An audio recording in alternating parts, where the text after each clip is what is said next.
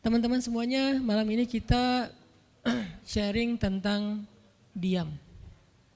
Benar gak sih? Benar ya? Tentang diam.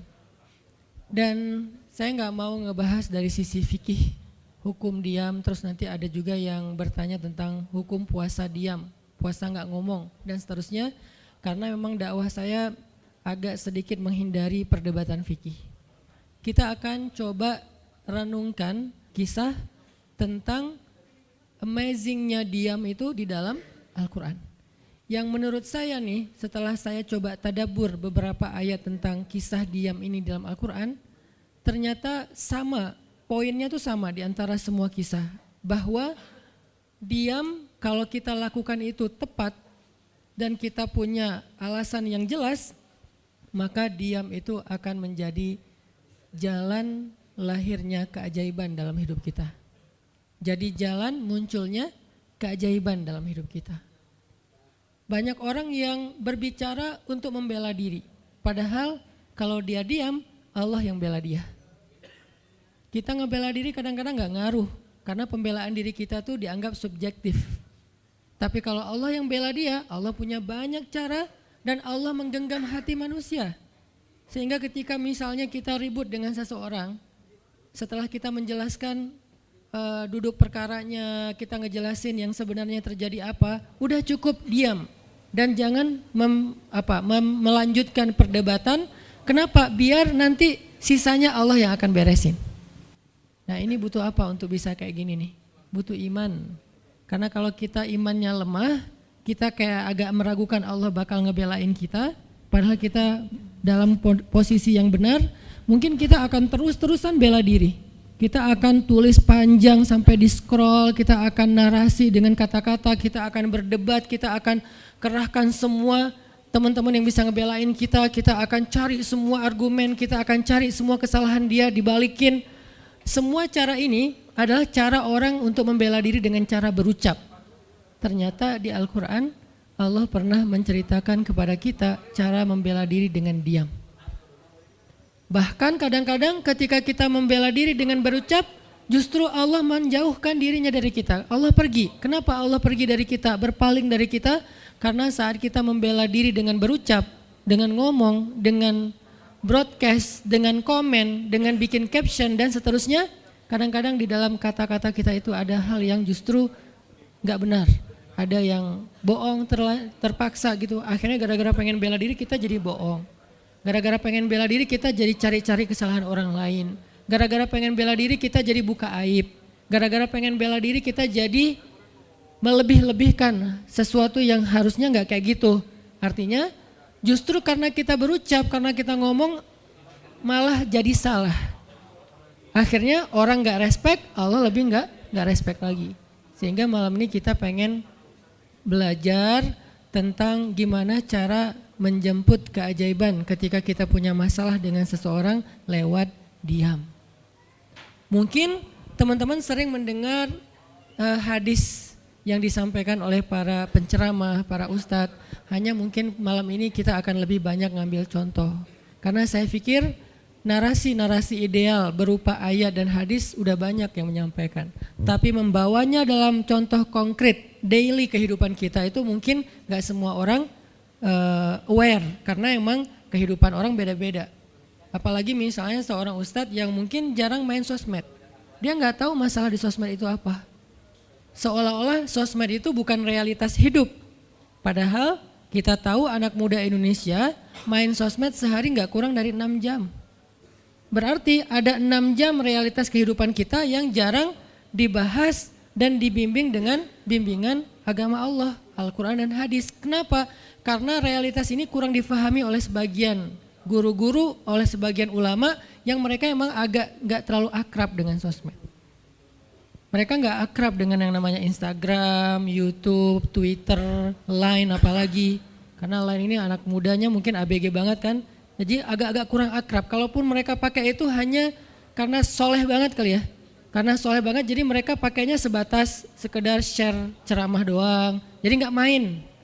Bukan pemain sosmed lah, sekedar menggunakan sosmed sebagai media panggung ceramah. Udah share, itu juga kadang-kadang yang nge-share-nya admin. Jadi nggak ngulik gimana cara itu kurang ngulik. Padahal realitas sosmed itu udah jadi realitas daily kehidupan kita. 6 jam kita ada di sosmed dan 6 jam itu tetap waktu yang akan dihisap oleh Allah. Bukankah selain harta, selain tenaga, selain amal, waktu juga akan dihisap? Maka waktu kita 6 jam itu apakah tidak ada hubungannya dengan agama? Ada banget. Sehingga saya mencoba untuk semampu saya bareng dengan kita semuanya belajar. Bisa nggak ya kita jadi smart netizen? Atau dalam kehidupan sehari-hari bisa jadi smart citizen dengan sikap diam. Gimana sikap diam citizen, smart citizennya? Lagi di jalan, ketika orang lain mungkin bikin kita bete, bikin kita emosi, bisa nggak kita diam? Di rumah ketika kita berselisih dengan pasangan, bisa nggak kita diam? Di kos-kosan ketika kita digedor-gedor terus minta uang kos-kosan sama bu kos, bisa nggak kita? Salah. Itu mah ngumpet ya. Salah contohnya. Ya gitulah pokoknya. Jadi kita akan coba bahas diam ini dari angle daily kehidupan kita. Karena saya lebih suka kayak gitu biar langsung praktis bisa dipakai. Memang hadis-hadisnya banyak. Salah satu yang paling terkenal, man kana yu'minu billahi wal yaumil akhir falyakul khairan aw liyasmut. Cuman contohnya doang yang beda-beda. Narasinya sama, kontennya sama. Cuman contohnya beda tergantung angle seorang ustadz dan wawasan kehidupan yang dia jalanin. Dia hidupnya sebagai apa? Kalau hidupnya sebagai seorang ustadz yang ada di dalam masjid, mungkin ya contoh-contohnya adalah tentang di dalam masjid, tentang bergaul sesama ustadz, dengan aktivis manggilnya akhi ukhti. Tapi kalau dia kehidupannya main, berarti dia akan ngambil contoh tentang main, gimana kita biar tetap bisa soleh walaupun kita lagi main dan seterusnya. Tapi narasinya sama, man kana yu'minu billahi wal yaumil akhir falyakul khairan aw liyasmut. Atau nanti cerita yang lain kata Nabi, yang paling banyak memasukkan orang ke dalam api neraka 2. 1 lisannya, 2 kemaluannya. Ini 2 hal yang paling sering menyebabkan orang masuk neraka. Kalau kemaluannya kita tahu artinya dia hawa nafsu, syahwat. Kalau lisan ini ngomong, justru gara-gara kita ngomong banyak, kadang itu jadi kayak pemberat timbangan keburukan kita dan itu tuh rugi gitu. Makanya kita perlu belajar, bukan saya ngajak kita, kita diam aja seharian. Kayaknya agak kurang fair juga ya. Dan saya juga nggak diam seharian. Susah kalau untuk diam seharian, apalagi sama keluarga, kan kita butuh ngobrol sama teman. Ya serealistis mungkin dan senatural mungkin. Cuman kalau lagi ada kasus bisa nggak nih kita diam? Terutama kalau lagi ada kasus. Terutama kalau lagi ada masalah. Dan saya yakin kita tuh pasti sering punya masalah dengan seseorang. Gimana caranya kita diam? Gimana cara Nabi diam ketika diomelin oleh Aisyah radhiyallahu anha? Ngomel, diam. Aisyah ngomel kepada Nabi, enggak menceritakan aib orang lain, enggak mencela, cuman ngomel karena lagi cemburu. Nabi diam. Beres Nabi diam, baru Nabi nanya, udahan Aisyah? Udahan. Terus Aisyah mau apa? Udah. Jadi enggak didebat sama Nabi. Padahal Nabi kalau mau mendebat, hadisnya banyak banget. Tinggal sesungguhnya saya bersabda, kan beres ya. Udah selesai, tapi kok Nabi nggak pakai hadis? Kok malah kita yang pakai hadis Nabi untuk mendebat? Sementara Nabi pemilik hadis nggak pakai hadis buat berdebat. Kalaupun beliau berdebat, perdebatan yang positif, perdebatan yang konstruktif, yang membangun, yang memberikan hasil yang insya Allah tetap menjaga akhlak. Itu yang disebut dengan wajadilhum billati hiya ahsan. Tapi kalau dengan keluarga, Nabi itu nggak suka debat. Istrinya ngambek, istrinya rame-rame nggak mau nggak mau ngomong sama Nabi, ya udah Nabi di mihrab ngomong aja sama Allah sama Jibril. Ternyata lebih dahsyat lagi, ketika Nabi di mihrab ngomong sama Allah dan Jibril doang, akhirnya istri-istrinya lebih dari seminggu ngerasa kayak nasib kita gimana ya, kok Nabi udah nggak mau ngomong sama kita lagi, kok kita digantung gini gitu kan ya. Akhirnya turunlah ayat Al-Quran yang menegur istri-istri Nabi gara-gara perilaku mereka kepada Nabi. Ini menunjukkan bahwa ayat-ayat tentang diam itu menjadi solusi itu luar biasa loh. Dan saya pengen malam ini sebagai motivator katanya, sebagai motivator saya pengen memotivasi kita supaya kita percaya diam itu solusi. Diam itu keajaiban. Nggak usah komen itu ternyata nggak nge-reply komen head itu ternyata bagus. Nggak usah terlibat dalam perdebatan di sosmed itu tuh bagus banget. Saya hari ini tadi sore posting tentang update berita di Palestina. Ada seorang perempuan yang ditembak di perbatasan sama orang Israel. Kenapa saya turn off si komennya?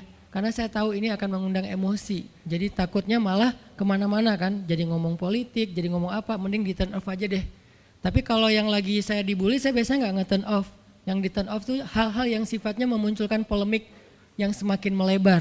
Jadi kurang produktif. Akhirnya kita offin dulu komennya. Tapi saya tetap pengen share itu biar orang update berita dari sana tuh lagi apa. Dan mudah-mudahan saya berharap itu di-repost orang banyak. Akhirnya jadi minimal membangun awareness masyarakat dunia bahwa Palestina itu layak untuk merdeka. Dari dulu udah layak untuk merdeka sejak mereka dijajah oleh Israel. Itu aja doang sih kampanyenya. Tapi saya nggak mau kampanyenya melebar kemana-mana sehingga di-offin dulu aja komennya. Kenapa? Off komen itu kadang-kadang bagian dari diam baik. Ngapain juga kita ladenin komen yang macam-macam walaupun mungkin komennya itu ada yang kita berpihak sama dia, sepaham dengan dia, ada yang beda. Tapi tetap aja saya lihat kadang-kadang komen itu berlebihan. Sampai muncul kalimat-kalimat mencela, sampai marah-marah, sampai caps lock tanda seru kan ya.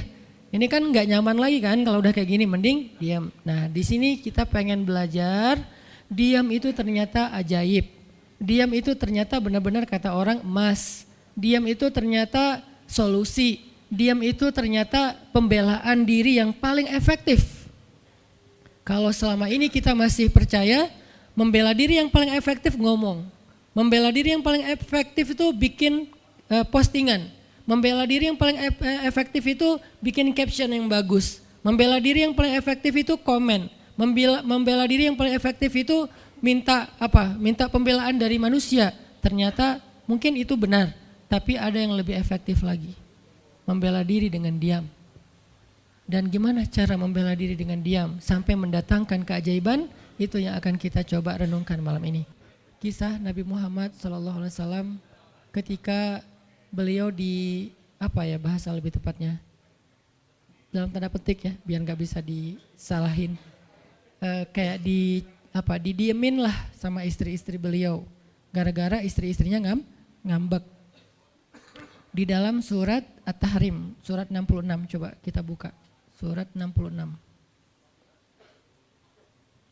Ini juga kalau teman-teman baca kisah surat ini tuh luar biasa ya. Kita kayak baca novel atau kayak nonton film, keren banget. Saya memang senang banget dengan sirah Nabi dan para anbiya, dan terutama kalau sirah ini berbentuk storytelling, bukan data sejarah ya, karena membaca data sejarah itu emang agak-agak liar sih.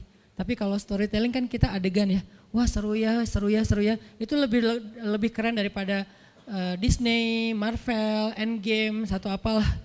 Lebih seru baca sirah kalau kita paham. Surat 66 ayat 4.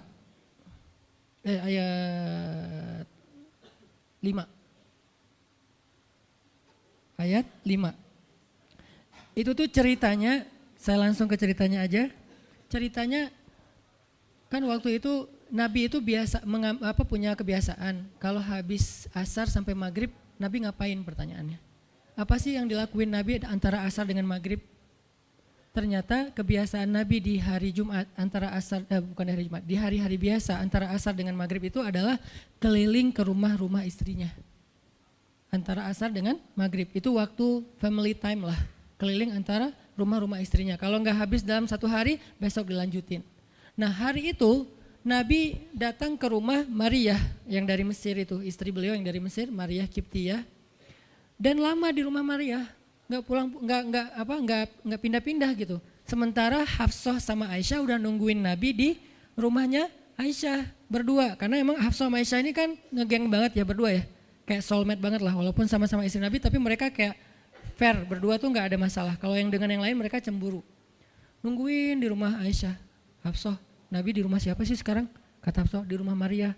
kok lama banget sih di rumah Maria, dikasih makan apa sih? Gak tahu tuh, dari tadi kita tungguin gak datang-datang, kan sesama cewek nih ngobrol. Lama gak datang-datang, menjelang maghrib Nabi baru datang. Aisyah udah agak bete nih, lama banget sih giliran di Maria aja datang lama, di rumah saya lama gak datang-datang. Begitu Nabi datang, tuh Nabi datang. Diam aja Aisyah sama Hafsah. Assalamualaikum. Waalaikumsalam. Kayak ngambek gitu kan. Kata Nabi, Aisyah kenapa? Hafsah kalian kenapa?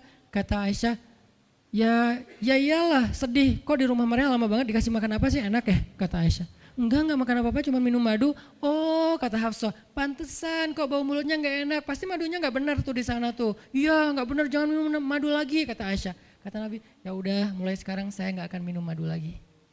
Demi apa? Menyenangkan hati Aisyah. Aisyah langsung, yes, Nabi enggak akan minum madu lagi demi saya. Berarti saya kan istimewa banget. Kenapa bisa istimewa? Karena aslinya Nabi itu hobi banget minum madu. Kayak saya mungkin senang minum kopi. Tapi demi istri, mulai sekarang saya nggak akan ngopi lagi. Kan istri saya ngerasa, wah demi aku tuh dia nggak mau ngopi lagi. Kan keren kan? Akhirnya Aisyah ngomong ke istri-istri yang lain, kalian tahu nggak? Kata Aisyah, kayak ngomong di grup gitu kan. Tapi grupnya bukan grup WhatsApp, grup mereka gitu. Kalian tahu nggak? Nabi sekarang nggak akan minum madu lagi loh. Kenapa? Karena aku. Wah keren ya Aisyah, istimewa banget ya. Sampai Nabi rela nggak minum madu, padahal madu itu baik. Nabi senang juga demi Aisyah. Ya demi aku gitu. Akhirnya Aisyah bahagia. Allah nggak ridho. Begitu Nabi ngomong kayak gitu, Allah turunkan ayat pertama surat At-Tahrim. Ya ayuhan Nabi. Jibril langsung turun. Ya Rasulullah ada pesan. Ada pesan tuh dari Allah. Kata Rasulullah, pesan apa Jibril? Nih, ya ayuhan Nabi. Lima tuharrimu ma ahallallahu lak tabtaghi mardhata azwajik. Kenapa engkau mengharamkan apa yang Allah sudah halalkan bagimu? Hanya pengen menyenangkan hati istrimu, wahai Rasul? Astagfirullah, salah ngomong saya. Mengharamkan ya Allah halalkan. Astagfirullah ya Allah, mulai sekarang saya akan minum madu lagi. Astagfirullah, maafin saya ya Allah. Jibril balik ke Allah, kasih tahu Nabi akan minum madu lagi. Nabi ngomong ke istri-istrinya, ngumpulin semuanya, kecuali Aisyah. Semuanya dikumpulin. Ada Hafsah di situ.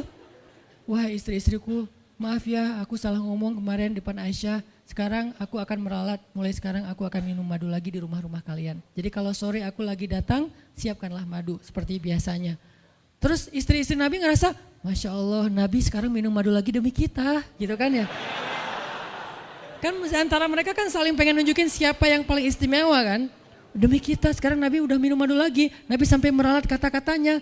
Akhirnya ternyata kalimat itu sama Hafsah disampaikan ke Aisyah. Kalau bahasa sosmed kita di capture, di forward. Kan bahaya banget kan? Disampaikan ke Aisyah. Aisyah tuh lihat Nabi sekarang minum madu lagi loh. Demi siapa coba? Demi kami. Aisyah, innalillah jadi Nabi gini. Cuman Aisyah gak sampai ngomong kayak kita. Dasar ya cowok dimana aja sama gitu. Itu mah kata-kata cewek sekarang ya. Kalau Aisyah kan elegan kan gak ngomong gitu. Akhirnya pas Nabi datang Aisyah diam. Aisyah diam. Kata Nabi, Aisyah kenapa? Aisyah kenapa? Oh jadi gitu, di belakang ternyata sekarang minum madu lagi. Hah? Nabi langsung datangin sama Jibril. Rasulullah tahu nggak kenapa mereka rame-rame sekarang? Siapa yang ngasih tahu nih ke Aisyah? Jibril ternyata jadi penengah, makanya jangan macam-macam deh sama Nabi. Ada Jibril, ada Allah kan, susah gitu membuat rahasia. Tahu nggak Rasulullah kenapa Aisyah ngambek? Kenapa wahai Jibril? Gara-gara Hafsah ngebocorin rahasia Nabi kepada Aisyah. Oh ini kerjaan Hafsah, kata Nabi. Oke, Hafsah. Panggil nih Hafsah. Dipanggil Hafsah, kata Nabi, Hafsah, kamu udah membocorkan rahasia saya. Ini menurut sebagian tafsir. Memang ada banyak tafsir sih. Salah satu tafsirnya kayak gitu. Hafsah, kamu udah membocorkan rahasia aku. Dan sekarang istri-istri pada ngambek. Istri yang lain juga ikut ngambek sekarang gara-gara Nabi kayak sekali minum madu, sekali nggak minum madu. Yang lain pada diam semuanya. Datang ke rumah Ummu Salamah. Assalamualaikum, Ummu Salamah, waalaikumsalam. Tadi kayak aku belum selesai jemuran, deh langsung pergi jemuran. Gak mau ngomong sama Nabi. Maria, assalamualaikum, waalaikumsalam. Kayaknya tadi aku lagi sibuk nyetrika deh. Jadi gak ada yang mau ngomong sama Nabi, diam semuanya. Nabi kan jadi sedih kan. Gara-gara siapa coba? Gara-gara Hafsah. Akhirnya Nabi bilang, Hafsah, aku kecewa banget dengan sikap kamu. Kamu gak jaga rahasia aku. Sekarang aku antar kamu pulangnya ke rumah Umar. Bahasa lainnya diceraikan. Hafsah dicerain sama Nabi. Kerennya Hafsah pas digituin, dia cuma nangis. Dia gak bilang, ya Rasulullah, Rasul tega nyerahin saya, terus saya gimana? Gitu. Enggak. Rasulullah cuma masalah madu doang, cuma masalah capture dan saya forward doang kayak gitu langsung diceraikan. Tega banget sih Rasulullah. Rasulullah gak punya hati apa? Enggak. Hafsah tuh diam. Ini nih keajaiban diam yang lain ya. Diceraikan sama Nabi. Innalillah astagfirullahaladzim. Hafsah yuk kita pulang ke rumah Umar. Iya ya Rasulullah pulang aja. Baik banget nih Hafsah, soleha banget. Jadi by the way emang semua istri Nabi itu soleha, cuman namanya perempuan kadang-kadang muncul sifat dasarnya mereka cemburu, mereka sedih, mereka baper. Tapi itu manusiawi dan perempuan yang soleha pun merasakan hal itu. Hafsah pulang ke rumah Umar. Assalamualaikum, waalaikumsalam, dibuka sama Umar. Ya Rasulullah, Hafsah langsung masuk ke kamarnya. Ya Rasulullah, anak saya bikin salah apa? Pasti dia nyakitin Rasulullah ya. Maaf ya Rasulullah. Langsung Umar marah-marah. Hafsah, kamu ngapain sama Rasulullah? Hafsah diam aja. Dimarahin habis-habisan sama Umar. Umar tahu sendiri, sayang banget kan sama Nabi. Ketika ada masalah antara Nabi dengan anaknya, pasti yang dimarahin anaknya, bukan Nabi. Nabi pulang, Hafsah diomelin sama Umar. Diam aja, nggak ngomong apa-apa. Diam. Akhirnya Jibril turun. Jibril turun, ya Rasulullah ada pesan dari Allah. Apa wahai Jibril? Di surat At-Tolak, surat putus. Kan At-Tolak itu artinya diputusin. Bahasa ini pesantrennya dicerai. Turun surat At-Tolak. Kata Jibril, Allah nyuruh kamu raji'ha ya Rasulullah. Raji'ha innaha qawwamah sawwamah fa innaha min azwajika fil jannah. Wahai Rasulullah, rujuk Hafsah, rujuk Hafsah. Disuruh rujuk. Allah enggak redha Rasul menceraikan Hafsah. Tahu nggak kenapa Allah begitu membela Hafsah ketika Hafsah ada masalah dengan Rasul? Salah satunya karena Hafsah diam. Harusnya Allah ngebela Rasul, Umar aja ngebela Rasul, sahabat-sahabat ngebela Rasul karena Rasulullah selalu benar. Tapi Allah ngebela Hafsah, kenapa? Karena Hafsah diam, sebegitu ajaibnya diam. Sampai ketika ada seorang perempuan bermasalah dengan kekasih Allah, Allah malah membela perempuan ini, bukan kekasihnya. Raji'ha ya Muhammad, rujuk Hafsah, dia itu istrimu di dunia dan di surga. Akhirnya Rasulullah, jadi saya rujuk wahai Umar, ya Hafsah masih nangis di kamarnya. Balik lagi Rasulullah naik onta ke rumah Hafsah, Assalamualaikum, waalaikumsalam. Ya Rasulullah, udah saya marahin tuh. Hafsah kata Umar, udah gak apa-apa Rasulullah, udah gak usah bersedih, udah saya marahin habis-habisan dia tuh. Kata Rasulullah, Umar, aku pengen ngomong sama Hafsah. Ya Rasulullah jangan, biar saya aja ngomong, dia emang gak bisa ketemu sama Rasul. Ya Umar, aku pengen ketemu sama istriku. Hah, istrimu? Hafsah, itu Rasulullah. Keluar lagi Hafsah, soleha banget, lembut banget, keluar. Ada apa ya Rasul? Hafsah tuh gak marah-marah. Ada apa ya Rasul? Hafsah, aku pengen ngomong sama kamu. Umar diam bingung. Kata Rasulullah, Hafsah, aku ingin ajak kamu balikan. Romantis gak sih? Rasul pengen ngajak Hafsah balikan. Kok balikan sih Ustaz? Ya rujuk kan balikan. Rujuk artinya kembali ya balikan. Hafsah balikan yuk. Umar bingung, hah balikan? Hafsah, Allah yang nyuruh aku untuk merujuk kamu. Umar makin bingung, Hafsah kamu keren banget, sampai Allah belain kamu gitu. Kata Nabi, Hafsah, Allah turunkan ayat khusus tentang kamu di surat ini. Umar makin bingung, sampai turun ayat, Masya Allah, anakku ini subhanallah, Masya Allah gitu kan ya. Akhirnya, ya Rasulullah, Allah sampai turunkan ayat tentang masalah ini. Alhamdulillah, Hafsah sujud syukur, Hafsah nangis, Hafsah langsung meluk Rasul. Umar, aduh gimana nih, udah beres gitu. Hafsah dibawa pulang sama Rasul, boncengan berdua. Hafsah boncengan sama Rasul. Naiklah mereka, mobil mereka yang bermerek onta itu.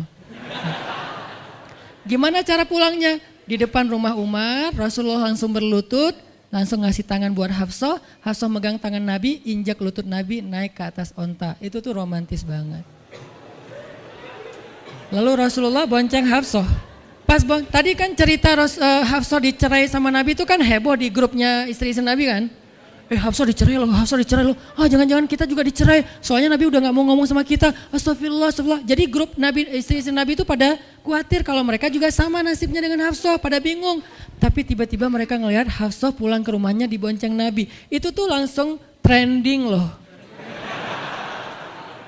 Istri-istri Nabi, tahu nggak tuh Hafsah dirujuk sama Nabi sampai turun ayat di surat At-Talaq. Oh gitu. Wah Hafsah keren banget ya. Wah istri-istri Nabi pada cemburu pada Hafsah. Diturunkan Hafsah, yang lain pada ngintip Hafsah. Sampai masuk ke rumahnya, Nabi beres di rumah Hafsah, keluar masuk ke masjid, dia aja di masjid. Istri yang lain Nabi nggak mau ngomong. Aisyah, Ummu Salamah, Saudah, Maria, Sofia, siapa lagi? Yang Zainab bintu Jahsy, semuanya Nabi diamin, nggak mau diajak ngomong. Datang satu-satu, ya Rasulullah mau dibuatin minum apa? Astagfirullah, subhanallah, subhanallah. Datang lagi Aisyah, Rasulullah capek, subhanallah, subhanallah. Diam semuanya, nggak ada yang mau diajak ngomong sama Nabi. Udah mereka akhirnya pada pulang bingung, nasib kita gimana ya? Tanya ke Hafsah yuk. Sekarang Hafsah jadi kayak selebritinya. Hafsah, pada datang ke rumah Hafsah. Hafsah bantuin kita dong. Sampai Aisyah aja yang tadinya kayak bisa dibilang kayak pemimpin istri-istri Nabi kan. Aisyah paling cerdas, paling disayang sama Nabi. Sekarang Aisyah diam-diam ngomong, Hafsah bantuin dong, kita nih lagi digantung sama Nabi. Kata Hafsah sekarang kan kayak lagi di atas angin gitu. Kalian sih nyakitin Rasul, cie. Hafsah tuh kayak wah lagi masa-masanya Hafsah gitu kan. Hafsah gimana dong? Ya udah ngomong aja langsung sendiri. Rasulullah nggak mau ngomong sama kita. Ya udah coba minta tolong ke ayah kamu Aisyah, kan ayah kamu dekat sama Rasulullah. Akhirnya ngundang Abu Bakar. Ya Abu Bakar, baca deh tafsir dari ayat-ayat ini. Abu Bakar datang, ayah tolongin kami dong. Kenapa? Kami tuh dianggurin sama Nabi, didiamin, digantung udah seminggu lebih. Jangan-jangan kami juga dicerai kayak Hafsah. Kalau Hafsah dicerai tapi udah dirujuk, kami gimana nasibnya? Akhirnya ya udah biar aku yang ngomong sama Rasul. Datanglah Abu Bakar ke masjid. Rasul lagi zikir. Ya Rasulullah, itu istri-istrimu ngutus saya. Subhanallah, subhanallah, subhanallah. Ya Rasulullah, Masya Allah, Masya Allah, Masya Allah. Ya Rasulullah, la ilaha illallah. Abu Bakar aja Rasul gak mau ngomong sama dia. Padahal Abu Bakar itu udah paling akrab sama Nabi. Abu Bakar diam, gak bisa diajak ngomong nih. Abu Bakar balik lagi ke rumah istri-istri Nabi. Kata istri-istri Nabi, gimana Abu Bakar? Astagfirullah, innalillah, gimana kalau Abu Bakar aja gak bisa, gimana yang lain? Terus akhirnya datang lagi ke Hafsah, Hafsah bantuin dong, kita udah gak jelas nasibnya nih. Kata Hafsah, ya udah aku minta tolong ayahku ya. Hafsah masih kayak gak mau langsung ke dia gitu. Ya udah aku minta tolong ayahku ya, panggillah Umar. Ayah bantuin mereka dong, nasib mereka sekarang lagi terkatung-katung gitu. Umar marah, kalian sih. Nah, tadi kan yang diomelin Hafsah kan, sekarang diomelin semua istri Nabi diomelin sama Umar. Dan salah satu kalimat omelannya Umar, itu tuh kerennya Umar sampai di-repost sama Allah. Coba. Ada gak manusia yang kata-katanya di-repost Allah? Gak ada, cuman Umar. 2 kali kata-kata Umar di-repost oleh Allah. Arti di-repost apa? Ditayang ulang di Al-Quran. Kan repost itu berarti tayang ulang kan? Di-capture, langsung di-copy, paste, langsung ditayangin. Itu tuh kata-kata cuman Umar yang pernah digituin sama Allah. Kata-kata Umar apa? Ayat ke-5. Kata Umar, kalau kalian gak minta maaf sama Nabi, Allah bisa aja mentalak kalian, menceraikan kalian dari Nabi, lalu menggantikan untuk Nabi istri yang lebih solehah, lebih hafizah, lebih bertaubat, lebih baik, lebih cantik, lebih perawan daripada kalian. Itu tuh kata Umar yang ada di ayat ke-5. Jadi bisa dibilang ayat ke-5 adalah ayat repostnya kata-kata Umar, saking kerennya Umar. Sampai Nabi pernah bilang kalau ada Nabi setelah aku, Umar lah orangnya, cuman gak ada Nabi setelah aku. Jadi kalau ada orang yang benci sama Umar, saya heran, dia baca sirah apa? Karena Umar tuh keren banget, Abu Bakar tuh keren banget. Kalau kita baca sirah mereka dahsyat tuh. Dan kalau ada yang bilang Umar sama Ali itu gak akur, aneh juga. Karena Ali memberi nama anaknya, yang pertama Abu Bakar, yang kedua Umar, yang ketiga Utsman. Ketika ditanya sama Umar, ya Abul Hasan kamu memberi nama mereka dengan nama-nama kami, kenapa? Kata Ali, aku berharap mereka jadi orang soleh seperti kalian. Terus gimana caranya? Ali ngasih nama Umar sementara dia benci sama Umar, gak mungkin dia benci. Masa ngasih nama orang yang dibenci kan? Dek namanya siapa? Namrud. Kok Namrud sih? Kan ayah saya benci banget sama Namrud. Datang lagi, dek namanya siapa? Iblis. Kok iblis sih gitu kan ya? Gak mungkin lah. Ngasih nama anak pasti karena sayang. Kayak saya ngasih nama Aisyah, Maryam, Mutia, Yahya, Ertugrul. Itu karena emang saya ngefans dan ngidolain banget dengan nama-nama ini. Yahya, Ayyash, 3 tokoh di situ. Nabi Yahya, Ayyash sahabat Nabi, dan Yahya Ayyash mujahid Palestina. Jadi 3 tokoh sekaligus. Nabi Yahya saya ngidolain banget supaya Yahya jadi anak kecil yang seperti Nabi Yahya menghafal Quran. Kedua, Ayyash itu sahabat Nabi Muhammad. Kemudian yang ketiga, Yahya Ayyash sekaligus itu nama mujahid Palestina yang paling pintar ngerakit banyak senjata-senjata untuk ngelawan Israel. Dan dia dibunuh sama Israel, saking Israel benci sama Yahya Ayyash. Untuk membunuh Yahya Ayyash mereka ngebom 1 blok untuk membunuh Yahya Ayyash, dan mudah-mudahan dia syahid dalam dalam kejadian itu. Artinya saya ngefans gitu. Ali juga kayak gitu. Balik lagi ke cerita tadi, akhirnya ngundang Umar. Umar datang ke Rasulullah. Ya Rasul, saya diutus istri-istrimu. Subhanallah, subhanallah. Ya Rasul, bicara dong, kasihan mereka kayak digantung. ya Rasul, apakah engkau menceraikan mereka semua? Baru Rasulullah ngeliat ke arah Umar, Rasulullah tersenyum, Rasulullah bilang, enggak wahai Umar. Allahu Akbar, kata Umar. Dia langsung takbir, Allahu Akbar. Istri-istri Nabi dengar suara takbirnya Umar, itu pertanda, kode, berarti berita gembira. Istri-istri Nabi juga Allahu Akbar, rame gitu kan. Umar masuk ke rumah istri Nabi, wah Umar, Busyra ya Umar, Busyra berita gembira, wahai Umar, ya berita gembira, kalian tidak diceraikan oleh Nabi. Tapi jangan macam-macam lagi ya. Ya Umar, ya. Akhirnya sujud syukur semuanya. Beres sujud syukur, mereka bilang, kita masak-masak yuk untuk Rasul yuk, syukuran. Di rumah siapa? Ya di rumah Hafsah lah. Akhirnya mereka masak-masak di rumah Hafsah. Pas sudah beres masak-masak, mereka ngundang Nabi untuk pulang. Tapi yang berani ngomong sama Nabi cuman Hafsah, kita udah beres masak nih, minta dong Nabi pulang ke rumah. Ya udah tenang, biar aku yang minta. Hafsah datang, ya Rasulullah, kami masak-masak loh untuk Rasul, yuk pulang yuk. Ya Hafsah, udah beres Nabi zikir, sujud, beliau balik sama Hafsah. Sampai ke rumah Nabi, tenang, udah selesai lah urusannya. Apa yang terjadi setelah itu Ustadz? Udah gak ada riwayatnya, jadi gak bisa diriwayatin. Pokoknya beres itu mereka pun hidup bahagia selamanya. Apa pelajarannya di sini? 2 orang di sini dapat keajaiban lewat diam. 1 Hafsah, Allah suruh rujuk gara-gara dia diam. 2 Nabi, diam aja sambil zikir sampai akhirnya Allah beri pelajaran yang berharga. Istri-istri yang tadinya ngambek serentak semuanya insaf bahasa kita. Sadar dan mereka minta maaf kepada Rasulullah. Jadi kalau istri lagi ngambek, lagi ngomel, diam. Isilah diam kita dengan zikir. Tapi zikirnya bukan auzubillah minasyaitonirrajim, auzubillah. Jangan, dia bukan setan. Dia hanya lagi ngambek. Subhanallah, Masya Allah, Alhamdulillah. Yang paling efek itu la haula wala quwata illa billah. Itu ngefek banget. Mudah-mudahan ini bisa menjadi penyemangat, motivasi untuk kita semuanya. Betapa kata as-samt, as-sukut, diam aja dalam Islam itu adalah kebaikan yang luar biasa dahsyat. Mudah-mudahan itu bisa jadi behavior, perilaku kita sehari-hari, perilaku kita di sosial media, perilaku kita di jalan, di rumah, dimanapun. Sehingga orang yang sudah hijrah, udah ngaji, mukmin harusnya bisa menjadikan diam sebagai bentuk pembelaan diri kalau dia ada masalah. Barakallahu fiikum, subhanakallahumma wa bihamdika, asyhadu an la ilaha illa anta, astaghfiruka wa atubu ilaik. Assalamualaikum warahmatullahi wabarakatuh.